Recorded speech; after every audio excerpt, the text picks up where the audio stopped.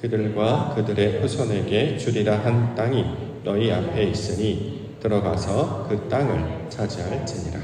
아멘. 신명기 1장 1절부터 8절까지 본문입니다. 이스라엘 무리에게 선포한 말씀. 이스라엘 무리에게 선포한 말씀이라는 말씀의 제목입니다. 자, 어제까지 우리가 민수기를 쭉 살펴봤고요. 오늘 이어서 오늘부터 신명기 말씀을 차례대로 살펴보고자 합니다. 먼저 1절 먼저 보겠습니다. 이는 모세가 여단 저쪽 숲 맞은편에 아라바 광야 곧 바란과 도벨과 라반과 하세롯과 디사업 사이에서 이스라엘 무리에게 선포한 말씀이니라. 자, 우리가 지금 살펴보고 있는 책을 신명기라고 부르죠. 신명기, 거듭신자라는 한자를 써서 두 번째 율법, 두 번째 말하다, 거듭 말하다. 자, 이런 의미로 우리가 가르쳐주고 있습니다. 영어로는 이제 드트로노미라는 단어를 사용하고 있는데요. 두 번째 율법을 있는 그대로 우리가 살펴본다고 하면 첫 번째 율법은 시나 광야에서 모세가 주었던 말씀을 가리키고 있는 말씀이죠. 그러면 두 번째 율법이란 지금 모압 광야, 이제 이스라엘 백성들이 지나와서 모압 광야에서 새롭게 이제 말씀을 다시 받고 있는데 이 말씀을 받았기 때문에 이것을 두 번째 율법이다. 그래서 그 뜻에 따라서 신명기 이렇게 지금 제목을 붙이고 있습니다. 첫 번째 주셨던 말씀은 출애굽한 이스라엘 백성들에게 주셨던 말씀이죠. 출애굽한 이스라엘 백성들에게 주시는 하나님 말씀. 그렇기 때문에 하나님의 말씀을 듣고 배웠지만 그들의 속성과 성분은 여전히 애굽의 사람으로 남아져 있었습니다. 예를 한번 들어보면 우리 옛날에 이제 시골 사시다가 서울 오신 분들을 보면 서울말 사용하시잖아요. 그런데 이제 급하거나 전화할 때나 그러면 이제 사투리가 이제 탁 억양이 탁 튀어나오지 않습니까? 여쭤보면 어렸을 때 배웠던 언어는 잘 사라지지 않더라 이렇게 이야기를 해요. 우리의 속성도 좀 비슷하지 않을까 싶습니다. 겉으로는 서울 말씨를 쓰는 것 같으나 어떤 특정한 상황이 되면 나도 모르게 옛것이 이제 탁 튀어나온단 말이죠. 지금 광야에 도착한 이스라엘 백성들에게 하나님의 말씀을 가르쳐주는 거죠. 이걸 일종의 이제 언어로 배운다고 하면 새 말을 배우기 시작합니다. 새 말을 잘 사용하는 것 같아도 이제 급한 상황, 나에게 어떤 어려운 상황이나 힘든 상황이 나타나면 옛말이 탁 튀어나오는 것처럼 이 첫 번째 율법에 해당하는 백성들은 바로 그런 모습들로 상징하고 있습니다. 반면에 지금 두 번째 율법을 듣는, 다시 율법을 듣는 사람들은 지금 누구냐면 광야에서 태어난 자들이었죠. 이스라엘 백성들이 광야에서 40년 정도 머물렀다고 하니까 거기에서 태어난 백성들이 지금 듣는 말씀입니다. 따라서 이들은 어렸을 때부터 하나님 말씀을 듣고 자랐죠. 그렇기 때문에 하나님의 말씀을 언어로 사용하는 자들이다. 자, 이렇게 이해할 수 있을 것입니다. 그렇기 때문에 그래도 옛습관에 머물러 있던 자들이 아니고 하나님의 말씀으로 애초부터 이제 배웠던 자들이기 때문에 이들이 이제 하나님의 말씀을 배운 자들로서 앞으로 가나안 땅에 들어서 어떻게 살아야 되는 것인가. 자, 이 말씀을 우리 설명으로 배우는 내용으로 이 말씀, 우리 신명기를 이해할 수 있을 것입니다. 자, 요거를 이제 우리 차원적으로 한번 개념을 한번 보면 우리가 1차원, 2차원, 3차원 계속 강조하면서 말씀을 드리는데 1차원은 있는 그대로, 문자 그대로 우리가 알고 있는 세상의 언어로 이 성경 내용을 이해하는 것을 우리가 1차원적인 해석으로 생각하고 이제 한 번 더 나아가서 우리가 이제 이걸 2차원으로 받기 시작해야 된단 말이죠. 2차원이라고 하는 건 이제 하나님의 뜻으로 특별히 성경에서 뭐라고 말하는가로 이해하는 것을 우리가 2차원적으로 해석한다고 하는데 신명기는 바로 그런 의미로 주신 말씀으로도 해석할 수 있습니다. 우리가 기존에 가지고 있었던 어떤 전통적인 해석 방법이라든가 우리가 이제 알고 있었던 우리의 시각적 자료와 우리가 보고 듣는 것을 육신으로 받아 왔었는데 이제 하나님의 뜻으로 재해석해서 받아들이기 시작하는 것. 자, 이것을 우리가 신명기라고 우리가 해석할 수 있을 것입니다. 그래서 이 신명기의 히브리어 제목을 살펴보면 데바림이라고 되어 있습니다. 이제 말씀들이라는 뜻으로 우리가 보통 번역을 합니다. 다바르가 말하다고 이게 이제 쌍수가 되어서 이제 데바림이라고 이야기하는데 특별히 앞에 또 꾸며져 있는 말이 붙어 있기 때문에 하나님의 말씀들이라고 보통 해석을 합니다. 우리말로 적절한 말이 뭐가 있을까 늘 찾는데요. 우리말로 이제 적용해서 이걸 이해를 해본다면 이렇게 아마 받아들일 수 있을 것입니다. 배운 자들. 이게 조금 적절하지 않을까 이렇게 생각이 듭니다. 배운 자들. 못 배운 거 말고 배운 자들은 좀 다르잖아요. 배웠어. 배운 자는 역시 달라. 이런 것처럼 하나님에 대해서 배운 자들이단 말이죠. 지식이나 정보가 전혀 없었던 사람과 지식이나 정보를 배워서 익힌 자들은 하는 말도 다르고 행동도 다르고 삶의 방식도 달라지죠. 마찬가지로 하나님을 배운 자들은 그 배운 자의 모습으로 살아가는 것이 이 성경의 내용이 될 것입니다. 따라서 이 배운 자들이라는 말을 이제 신약의 언어로 우리 가운데 적용을 하면, 신약에서는 배운 자들을 다른 말로 뭐라고 부르죠? 제자라고 부르잖아요. 배우는 자들. 그래서 예수님을 따르는 제자들, 12제자부터 이렇게 표현하는데, 제자라고 하는 것은 이제 학생의 개념이라기보다 이제 말씀을 배웠다, 하나님의 어떤 분이신지를 알고 듣는 자들을 가리키는 말로 우리가 이제 이해할 수 있습니다. 마태복음 마지막에 보면 제자로 삼아 이런 표현이 나오죠. 제자로 삼다라고 하는 것은 다른 사람을 가르친다라는 의도라기보다 나는 선생이요 너희는 학생이야, 내가 너희를 가르칠 거야, 이런 개념이라기보다 우리가 배우는 자들이 되어서 세상 가운데 나아가는 자로 설명하고 있습니다. 하나님의 일은 우리 부르실 때까지 계속 듣고 보고 배워서 날마다 우리가 익히고 새로워지게 해야 되는 거 아니겠습니까? 이전에는 배우지 않았어요. 그냥 자기가 가지고 있는 지식과 경험으로 늘 살아왔단 말이죠. 새로운 지식이나 새로운 정보가 와도 받아들이지 않았습니다. 근데 배우는 자들, 제자들이 되면 모든 것이 다 하나님이 나에게 주시는 것이기 때문에 이것을 들으려고 하고 받으려고 하고 우리 몸에 익혀서 감당하려고 하게 된다라는 것이죠. 바로 이 하나님의 백성들이 바로 그런 모습으로 우리 가운데 가르쳐주고 있습니다. 자, 그러므로 이 신명기 배운 자들처럼 우리도 배운 자들로 살아갈 것을 성경에서는 이야기하고 있는 것이죠.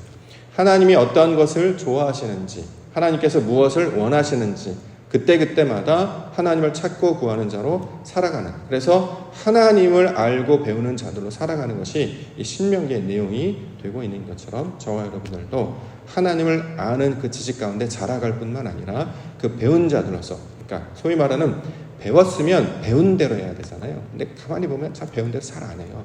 배웠는데도 자꾸 자기 생각으로, 분명히 선생님이 본문에 문제의 답이 나와 있어, 그렇기 때문에 본문을 잘 읽어봐라, 그러니까 읽기 연습부터 시킨단 말이죠. 근데 읽지 않고 자꾸 자기 생각으로, 자기 판단으로 본문에서 답을 찾으려고 하기보다, 상황에서 답을 구하기보다 자기가 가지고 있던 익숙한 경험을 자꾸 찾는단 말이죠. 마치 사막에서 길을 찾으려면 앞에 나와 있는 길을 따라가는 것이 아니라 방향을 보고 나가야 되지 않겠습니까? 보통 우리가 얘기하는 북극성, 별을 보고 한 방향을 나가. 길은 늘 모래바람이 불어서 나타났다가도 사라지고, 근데 그 길이 꼬불꼬불 될 수도 있기 때문에 눈앞에 나타나 있는 그것을 쫓아가지 말고 하나님이 말씀하신 그 방향을 쫓아가라. 이것이 이제 길을 찾는 방식이다라고 얘기를 하기도 하는데, 우리 배운 자들은 바로 언제 어디든지 하나님의 뜻을 찾고 구하는 자들로 살아가야 할 것입니다. 이게 바로 신명기의 내용이구나 라는 것을 이제 우리가 익히고, 주님이 주시는 말씀 가운데 어떻게 나아가야 되는지를 온전히 붙잡고 또 신앙 가운데 나아가시고, 또 이스라엘 백성들이 가나안 땅에 들어가 사는 모습으로 우리가 살아가시는 우리 믿음의 성도님들 교회가 되시기를 주의 이름으로 축원합니다. 자, 그래서 율법을 설명하다 이렇게 설명합니다. 5절. 모세가 요단 저쪽 모압 땅에서 이 율법을 설명하기 시작하였더라. 일러스되. 율법을 설명하다라는 표현이 나온단 말이죠. 이전에는 율법을 말하다, 이르다, 전파하다, 선포하면 끝나는 거였죠. 하나님이 세상을, 태초에 하나님이 천지를 창조하셨다, 이렇게 선포하면 끝나는 것이었단 말이죠. 이게 1세대에게 주신 말씀이었다면, 두 번째 율법은 뭐냐면 태초에 하나님의 천지를 창조하셨어요. 근데 이게 무슨 뜻이에요? 이렇게 해석하는 것을 가리키는 말입니다. 그래서 이제 율법을 히브리어로 우리가 보통 토라라고 부르는데, 토라는 우리가 이제 명칭이잖아요. 우리말로는 율법이라고 부르고 히브리 말로는 토라라고 부르는데, 이것도 뜻이 있단 말이죠. 토라는 이제 생명의 말씀이라는 뜻이에요. 하나님께서 우리 가운데 생명의 말씀을 주셔서 어떻게 살아가야 되는지를 가르치는 말씀이기 때문에 단순히 모세가 지었던 5가지 경전이다 또는 율법이다, 이 차원이 아니라 하나님께서 우리 안에 어떤 말씀으로 우리 가운데 역사하셔서 우리를 살게 하시는가, 그래서 이것을 생명의 말씀으로 우리 가운데 받고 있습니다. 그래서 우리가 1세대의 말씀을 들었던 이스라엘 백성들은 하나님의 말씀을 들었는데도 불구하고 딱 하나님의 말씀을 들으면 그들이 뭘 떠올리냐면 하나님이 원하시는 그것을 떠올리는 것이 아니라 자기가 가지고 있는 경험치에서 정보들을 끌어옵니다. 대표적인 사건 하나 이야기하면 우리가 금송아지 사건을 이야기해 볼 수 있을 것입니다. 출애굽기 32장에 등장하는데 너희의 하나님이다 라고 했더니 사람들이 송아지에다가 자기의 금고리, 귀걸이를 이렇게 엮어가지고 쇼를 만들어서 이렇게 걸쳐놓죠. 인도나 이런 태국 지방에 가면 저는 가보지 않았습니다만 동물에게 이렇게 겉에 거죽을 씌워서 꾸미는 거 보셨지 않습니까? 그래서 이걸 금송아지라고, 보통 이걸 이제 다른 곳에서는 금을 녹여서 금송아지 형상을 만들었다 이렇게 얘기하는데, 적절한 표현은 쇼를 만들어서 걸치는 거, 그러니까 소 위에 어떤 떠다른 걸 입혀놓고 이걸 특별한 존재다 이야기하는 것처럼 사람들이 알고 있었던 신의 개념이 바로 그런 것이었어요. 어떤 모양의 뭔가를 더 씌운단 말이죠. 자기가 원하는 모양으로 더 씌워서 이걸 신이다라고 여긴단 말이죠. 이게 어떤 방식이냐면 애굽에서 했던 방식이라는 거예요. 하나님이라고 이야기하면 자신들이 생각하는 하나님은 그러한 어떤 것을 더 씌워서 어떤 특별한 존재로 만드는 것이 그들의 신관이었단 말이죠. 그랬더니 그것이 잘못됐다라고 해서 다 부숴버리고 새로운 말씀으로 하나님의 뜻이 무엇인지를 가르쳐주고 있단 말이죠. 우리가 늘 어떤 언어나 상황을 볼 때에도 우리가 이걸 어떻게 해석해야 될지를 모르기 때문에 기존에 가지고 있던 습관과 경험치에 따라서 이런 것인가 보다 자꾸 오해를 하거나 왜곡하거나 이걸 영리로 받아들이는데, 하나님께서는 그런 과정을 극복하고 이겨내시기 위하여서 우리가 원래 가지고 있던 어떤 사고의 틀, 경험치를 다 내어버리도록 말씀을 하셨습니다. 그래서 옛것은 다 죽고 새 것으로 거듭나서 하나님의 것으로 해석하는 것이 옳은 것이다. 자, 이렇게 설명하고 있는 것이죠. 그래서 이 두 번째 말씀이라고 하는 신명기가 바로 그러한 의도로 주신 말씀이었기 때문에 전체적인 구성은 모세가 설교했던 세 가지 설교다 이렇게 이야기할 수 있겠습니다만, 중요한 것은 그 의도가 무엇인지를 설명하는 것으로 우리가 신명기 말씀을 이해할 수 있으면 좋겠습니다. 그래서 첫 번째로 모세가 등장을 하지요. 모세가 말씀을 가르치는 자로 등장을 합니다. 그런데 이 모세는 두 번째, 하나님의 뜻으로 해석해보면 단순히 말씀을 가르치는 율법 교사가 아니라 하나님께서 우리 가운데 하나님의 뜻을 가르쳐주는 선지자 역할을 감당한단 말이죠. 나중에 이 모세 모형이 바로 예수님을 향하고 있지 않겠습니까? 이 땅 가운데 오셔서 하나님의 말씀이 어떠한지를 해석해 주신 분이었단 말이죠. 모세가 율법을 설명해 준 것처럼 예수님께서도 율법을 해석해 설명해 주셨단 말이죠. 바로 그 자가 그리스도의 모습을 닮은 자다. 자, 그리스도다. 자, 이렇게 이야기하고 있는 것입니다. 그래서 우리가 삶 가운데 적용을 하면 1차원적으로 받는 건 서로 일단 받고, 그 다음에 늘 한 번 더 생각을 하죠. 그 다음에 그런데 하나님께서는 무엇을 원하실까? 이 지경까지 나아갈 수 있는 자들이 바로 하나님의 백성들이 된다라는 것입니다. 우리 똑같아요. 어떤 정보를 들으면 가장 먼저 우리의 이제 습관이 이제 먼저 발동을 하죠. 욱한다거나 화를 한다거나 거부한다거나 대적한다거나 판단한다거나, 이게 이제 1차적인 반응인데, 하나님의 사람들은 거기서 한 번 더 나가죠. 아, 그렇지. 그러나 그래도 내가 화가 나, 내가 기뻐, 내가 어떤 생각이 들어. 그런데 하나님께서 원하신 게 뭐지? 한 번 더 생각한단 말이죠. 자, 그렇게 나아가는 것을 하나님의 백성으로 되는 과정으로 우리 가운데 설명해 주셨습니다.